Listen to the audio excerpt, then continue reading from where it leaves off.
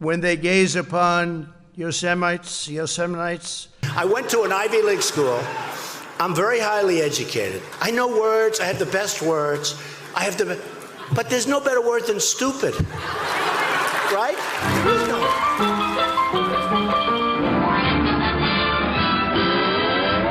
Hello and welcome to Econ and Decon. I appreciate you joining me. This is going to be the first part of a special 2024 election series. So today we're going to talk about Donald Trump. We're going to start with his record, what we know about him from the past, and then in a separate video coming later this week, we're going to talk about his 2024 policies. So while we're digging into Donald Trump, the candidate, a couple of notes about things that these videos will not include. First up is Stormy Daniels. Second, how did Donald Trump become rich? Really don't care. Lastly is his hair. Okay, is it real? Is it fake? As a rule, we do not talk about hair on this channel. Thank you for understanding. 4 things this video will include. Number 1 is his record. What do we know about Donald Trump from his history and his first 4 years in office? Number 2, is Donald Trump racist? We're going to look into the evidence for and against his actual racism and what he's actually said. 3 is Donald Trump's 2024 campaign platform. What are the policies he's actually proposing? And finally, we're going to discuss, is Donald Trump a conservative? This is worth asking. So let's dig right in, shall we? Donald Trump's record. So we're going to dig into the promises that Donald Trump made in 2016 versus how many of them he actually kept in his 4 years of office. We're going to put a special emphasis on the areas that this channel focuses on. So we're talking about economics, war, and propaganda. Let's start with his economic record. Now, one of Donald Trump's big promises was to grow the U.S. economy by 4% per year every year he was in office. Instead, he didn't grow the economy by that much a single year that he was in office. Now, part of that is because he didn't take the steps necessary to unleash the economy, but also part of that, and people will argue, is he needs help from Congress and from the Senate and from the Federal Reserve, and all of these people have a hand to play in the growth of the U.S. economy, and that's true.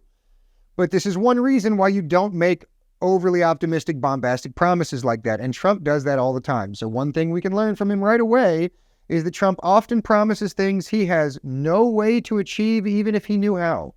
For instance, Donald Trump also promised on the campaign trail in 2016 to enact the penny plan.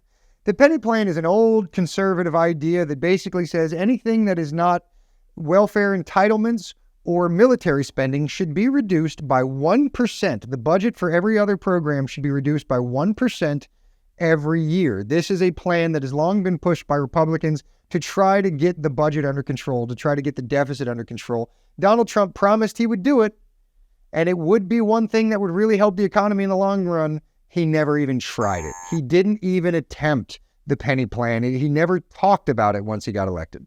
Which brings us to a related point. Donald Trump promised to eliminate the federal debt in 8 years.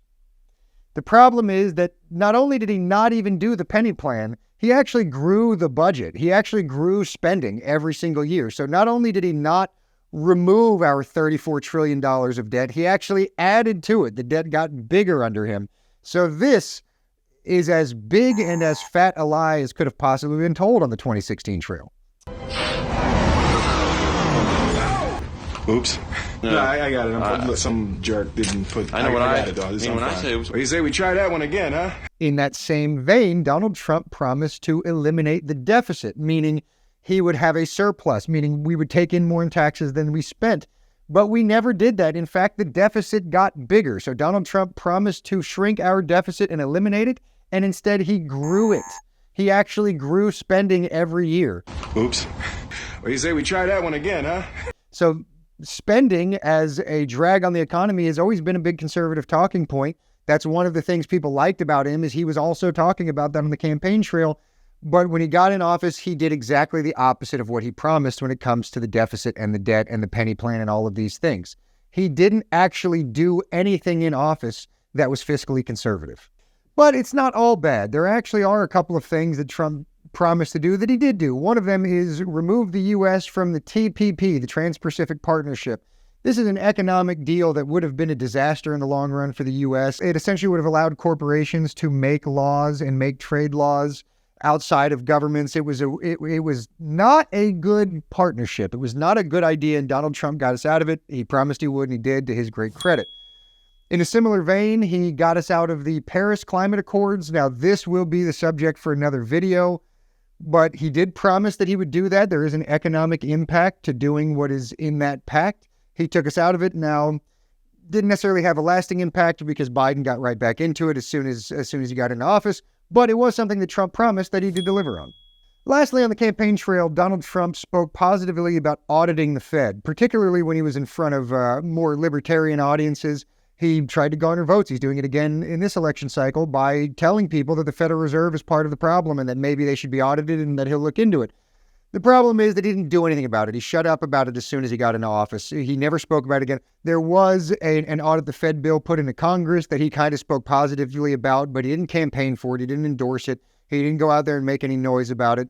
It was something he said just to garner votes. Trump is not an anti-Fed person, which is really a shame because, again, in my opinion, in the opinion of this channel, this is the number one thing that you could do to kickstart the economy is audit the Fed and then get rid of the Federal Reserve. But this is not an issue that Donald Trump is honestly even really talking about.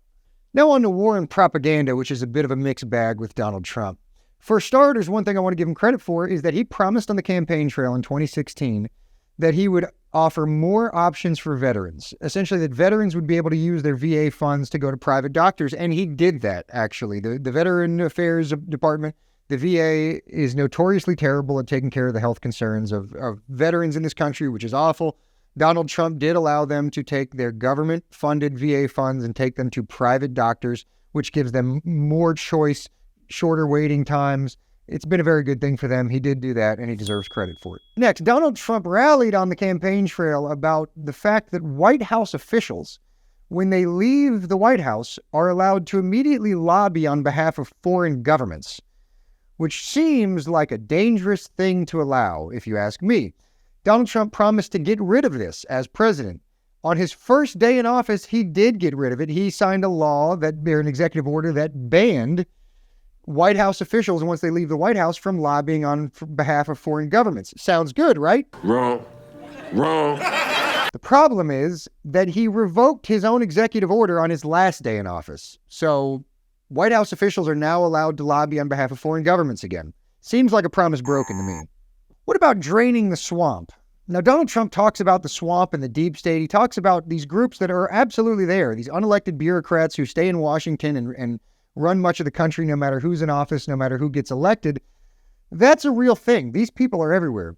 The problem is that Donald Trump got into office and immediately surrounded himself by swamp monsters, by the swampiest monsters there were. John Bolton is the swampiest monster on the planet, and Trump put him in his cabinet. Jeff Sessions, Mike Pompeo. Trump did not do anything to drain the swamp, which brings us to 4 points that somebody would do if they cared about draining the swamp and ending the permanent Washington machine. One thing is you would pardon Julian Assange, which Donald Trump talked about on the campaign trail, because Julian Assange was in prison and wanted by the U.S. government even way back then. He was being prosecuted by Barack Obama, and Donald Trump talked about pardoning Julian Assange. Julian Assange has now been pardoned by Joe Biden, but before Biden pardoned him, Trump was talking about pardoning him, but he had 4 years to do it, and he didn't. What Julian Assange did is expose war crimes from the U.S. government. If you're trying to drain the swamp and expose the evil corruption in Washington, that's a good place to start. And Trump let him sit in jail for 4 years. Edward Snowden. Edward Snowden also deserves a pardon. Edward Snowden found that you and I are being spied on by our own government. And he has to live in Russia right now because we've been trying to prosecute him. If you cared about the government taking away freedoms and taking away privacy, you would pardon Edward Snowden. Not only did Trump not pardon Edward Snowden, he actually re-signed into law the bill in 2018 that allowed for the continuation of warrantless spying on American citizens. Now, currently, Donald Trump is railing against that and saying he'll remove it, but only because he found out it was used against him. He actually continued the program in 2018. That is a swamp monster move. And finally, he said he was going to release the JFK files. If there was a deep state coup in this country, it was when JFK was killed. That's when they took this country over. If you believe in that sort of thing, that's what you point to. And Donald Trump promised on the campaign trail he would release the JFK files, but he decided not to at the last minute because he was talked out of it by Mike Pompeo. Once again, awful swamp monster who he put on his own cabinet and then listened to in order to break his own promise on JFK. This is not somebody trying to drain the swamp. As a quick aside, if you want to know what draining the swamp actually looks like, it looks like Javier Milei in Argentina right now. Ministerio de Turismo y Deporte, afuera. Ministerio de Cultura, afuera. Ministerio de las Mujeres y Género y Diversidad, afuera. Ministerio de Educación, adoctrinamiento, afuera. That country has absolutely transformed in a matter of months, and it looks nothing like what Donald Trump looked like. Lastly is one thing that Trump supporters absolutely love to say about Donald Trump, which is that when it comes to war and propaganda, at least he wasn't as bad as the other guys because Trump didn't start any new wars. That is the line you hear all the time from people on the right. Trump didn't start any new wars. Now, first of all, I understand it's been a long couple of decades in this country, but that is a hell of a low bar to set. Second of all, that's actually a questionable assertion. Let's review. First, Trump promised on the campaign trail to pull us out of Afghanistan. He did not. He waited for Biden to do it. He set a date for when Biden was in office and let Biden do it, but he did not end the war. Not only did he not end it, he actually sent more troops to Afghanistan. Donald Trump sent more troops to Afghanistan than what was there when he started in office. During Donald Trump's tenure, there was a war in Yemen. The only reason that war was allowed to continue is because Saudi Arabia was being supported by us. They were using our intelligence, our refueling stations, and our weapons in order to support a brutal dictator in Yemen against an uprising in his country. Now, you can say whatever you want about who should have won that side of the war, but the fact is that Donald Trump was supporting a brutal regime halfway across the world and putting down a popular rebellion in their own country. That might not be a war, but it's pretty shitty to me. Lastly, we need to talk about Syria because I think Donald Trump kind of did start a war.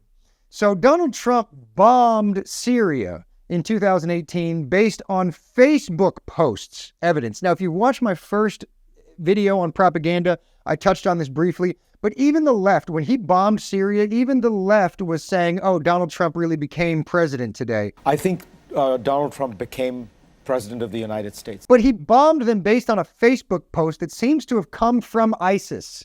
You understand that? He spent $110 million bombing factories in a country that we're technically not at war with.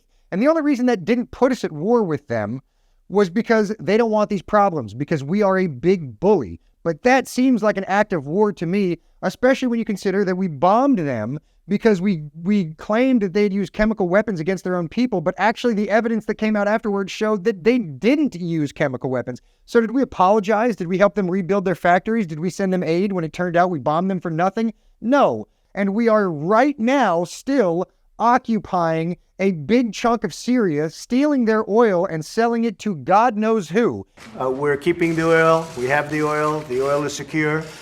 We left troops behind only for the oil. By the way, in that war, we're fighting on the same side as ISIS. So you can say that Donald Trump didn't start any new wars if you want to, but I would consider that at least a bit of a scrimmage. What was that? That was a pigeon. If you were in Syria, you might not feel like Donald Trump didn't start any new wars. If Russia occupied Alaska, would you feel like you're at peace? The last bit of background I want to touch on when talking about Donald Trump is the racism question. Is Donald Trump racist? Now, that's something that both sides seem to think there's an obvious answer to, but I would say that that's actually because both sides are getting incomplete information. So let's dig in. Now, if you're on the left, I'm sure you think the answer is that he obviously is a racist, and the favorite evidence for this of lefties is his response to the Charlottesville incident in 2017, where he said this. But you also had people that were very fine people on both sides. And if you watch CNN or MSNBC, that's about as much as that clip as you're going to see. The problem is that he immediately after that said this. And you had people, and I'm not talking about the neo-Nazis and the white nationalists, because they should be condemned totally. But you had many people in that group other than neo-Nazis and white nationalists, okay? There he is clearly condemning the white supremacists and the Nazis at that rally, which he's done many times. But many people really just don't like it because he said there was fault on both sides and that there were good people on both sides. The reason that he said that, and as you can tell in this video, I'm not a Donald Trump defender, but the reason he said that is because there were people at that rally in Charlottesville that just didn't want to see Robert E. Lee's history removed. Not everybody on that side of the argument was a neo-Nazi. There is a legitimate argument for preserving Civil War history, and whether you agree with it or not, that is clearly, and he talks about it in his response, Donald Trump does, that is clearly what he was talking about. He actually specifically condemned the white supremacists and the neo-Nazis. This is not good evidence that he's racist. This is very clearly taken out of context, and it is the reason that people on the right cannot stand CNN and MSNBC, and they think he's definitely not racist. It's all just propaganda, because this incident is very obviously taken out of context and very obviously a lie. Even Snopes has debunked this. Next, Trump had a rally where he said this. They're poisoning the blood of our country. That's what they've done. They poison mental institutions and prisons all over the world. It is a very sad thing for our country. It's poisoning the blood of our country. Now, that is certainly provocative and aggressive language in the people that he's talking about. And people have said, oh, well, this is just like Hitler. Number one, what he said there again is taken a little bit out of context, because he's not talking about all Hispanics. He's talking about the criminals that are being sent over here. Totally a different subject, not interested in it, but he's not saying that all Hispanics are animals and poisoning the blood of our country. Number two, if you think that this is what Hitler sounded like, you have never listened to a Hitler speech. Es dem internationalen Finanzjudentum in und außerhalb Europas gelingen sollte, die Völker noch einmal in einen Weltkrieg zu stürzen, dann wird das Ergebnis nicht die Bolschewisierung der Erde und damit der Sieg des Judentums sein, sondern die Vernichtung der jüdischen Rasse in Europa. This comparison is ludicrous. Get back, you don't know me like that. The last thing I'm going to say that says maybe he's not racist is that actually outcomes for Black Americans were better under Donald Trump than they were even under Barack Obama. Black people experienced a 7.6% increase in incomes under Barack Obama on average in 8 years. They got 7.1% in 4 years under Donald Trump. Now, part of that might be his opportunity zones, which he's talked a lot about, which were specific tax policies, which were geared to specifically help the African-American community. Some of that might also be that the economy was just doing a little bit better under him than it was doing under Obama. But the point is that there doesn't look to actually be anything economically that he did that undermined Black people. In fact, kind of the opposite. But there is one piece of good evidence for this that I have found that people on the right seem to ignore. That was a long time ago, but in the 1970s, Donald Trump owned a large apartment building in New York, and it seems, from looking into it, like he wanted to make sure as few Black people got in that apartment as possible. He was sued for this, and it looks, in the information available online, which I've linked in the description, like he did that shit. So I cannot render a judgment. I can't tell you what's on Donald Trump's heart. I don't know if he's a racist for sure or not. All I can tell you is that most of the evidence that the left points to is bad evidence. And that's why people on the right don't believe it. But there's also some evidence that he's at least pretty prejudiced that a lot of people on the right would sooner sweep under the rug. I didn't know she was black until a number of years ago when she happened to turn black, and now she wants to be known as black. So I don't know, is she Indian or is she black? Shut the fuck up, Donald. God, if he does that one more time, of all of the things to attack this woman on, whether or not she's black is clearly the dumbest. There is so much low-hanging fruit. There is so much easy stuff to pick on her for. If I hear this asshole go to the well of is she black or not one more time, I'm going to lose my mind. Okay, racist or not, prejudiced or not, Donald, I promise, all of the people who care whether she's black or Indian are already voting for you.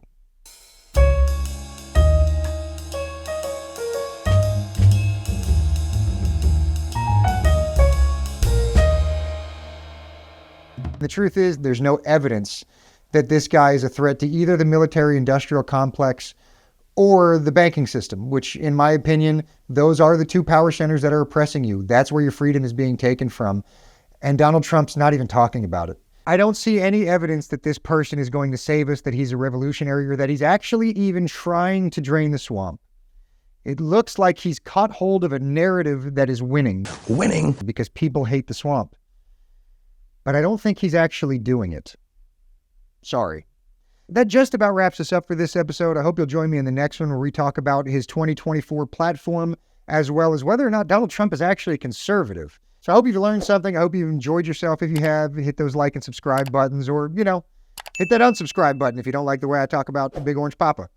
But on this channel, we care about the truth, and that's really all I'm interested in. So I look forward to your comments.